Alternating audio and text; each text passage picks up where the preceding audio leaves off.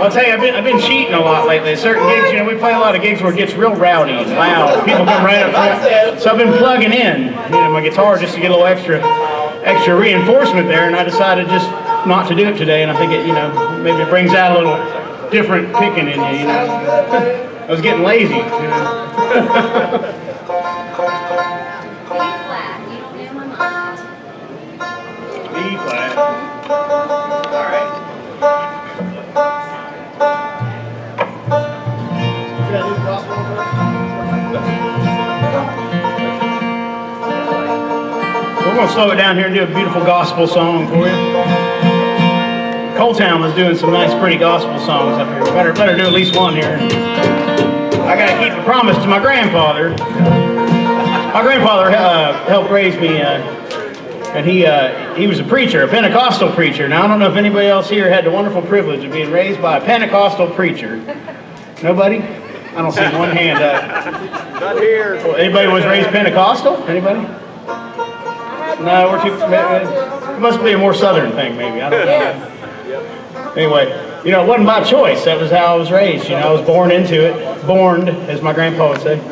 And I got to a really rebellious age in my life, like some of us do, and I didn't want to go to church all the time. And I'm not talking about for Sunday service. I'm talking about like every day of the week. The preacher's job is to take care of the church, and it was a poor old mountain church, and we had to fix anything and everything in that church if it was broken. Leaky roof, that sort of thing.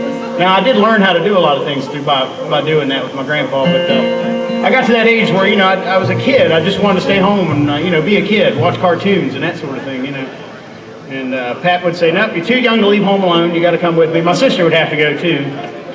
But she kept herself, and I think this is why, she kept herself real busy with extracurricular type activities, dance and cheerleading and all that kind of stuff. And I think it was so she didn't have to go all the time with Pat to the church.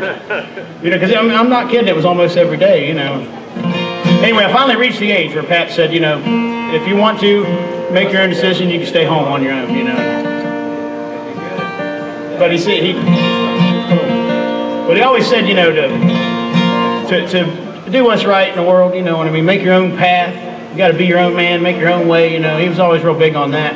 He said, I'd never make anybody do anything they don't want to do in life. He said, but do me a favor. Once I got to a certain age, I was out playing music, and then we started playing with this band here, almost 15 years ago. And Pat was real proud of that because he played gospel and bluegrass music, and he always enjoyed Flat and Scruggs, and that's where I heard all that stuff was from him. He said, you do me a favor when you're out there playing for folks. I know that you'll be out real late Saturday nights. Like tonight, we'll be playing, closing the show over there on the other stage, and and then we got to drive somewhere else. And he said, you probably won't get to church on a Sunday morning. And he said, so you do me a favor when you're out there playing, you play at least one song for Jesus for your grandpa. And I try my best to keep that promise. Sometimes we get cut short, before I get to play it. But this is from my grandpa here. This is my favorite gospel tune here. You're drifting too far from the shore. You all right?